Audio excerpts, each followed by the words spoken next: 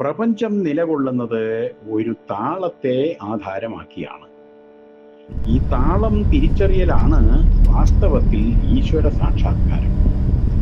ഇത് നേടാനുള്ള ക്ലൂ ഈ പ്രകൃതിയിൽ തന്നെ ഉൾച്ചേർന്നിരിക്കുന്നു.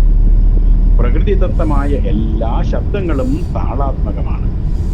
ജലത്തിന്റെ ഒഴുക്ക്, കടലിന്റെ ഇരമ്പൽ, കിളികളുടെ ശബ്ദം.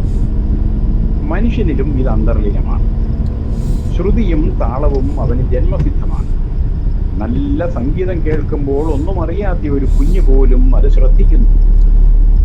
അവൻ സ്വസ്ഥനാകും. നല്ല സംഗീതം കേൾക്കുമ്പോൾ രോഗശമനം കൈവരുന്നു. വേദനകളും വിഷമങ്ങളും ശമിക്കുന്നു. മൃഗങ്ങൾ പോലും സംഗീതത്തിന് വഴങ്ങുന്നു.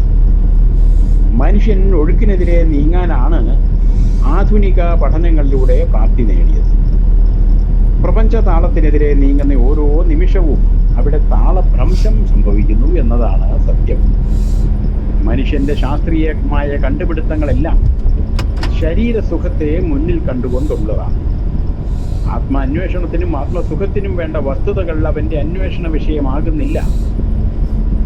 ഈ ആധുനിക കാലഘട്ടത്തിൽ ഇതാണ് പഠനത്തിന്റെ ഗതി. പൗരാണിക കാലത്തെ ഋഷികൾ ആത്മാന്വേഷണവും ആത്മസുഖപ്രാപ്തിയുമായിരുന്നു ഗവേഷണ വിഷയമാക്കിയിരുന്നത്.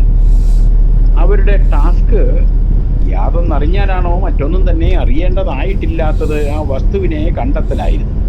അതിനായി പല മാർഗങ്ങളിലൂടെയും അവർ സഞ്ചരിച്ചു. അതിലൊന്നായിരുന്നു സംഗീതം. പ്രപഞ്ചതാളത്തെ അറിഞ്ഞ് കണ്ടെത്തി അതിനെ സാക്ഷാത്കരിക്കലാണ് അതിലൂടെ ലക്ഷ്യമാക്കിയിരുന്നത്.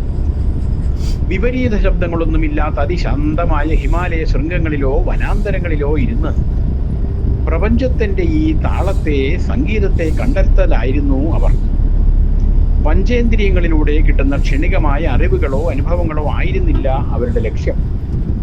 അതിലൂടെ ലഭിക്കുന്ന ശാശ്വതമായ ജ്ഞാനമായിരുന്നു അവരുടെ ലക്ഷ്യം. അതുവഴി പ്രകൃതിയുമായിട്ടുള്ള ലയം, പ്രകൃതിയുടെ താളത്തിനും ശ്രുതിക്കും ലയത്തിനുമൊപ്പം ജീവിക്കുക, അത് തന്നെ ഈശ്വര സാക്ഷാത്കാരം.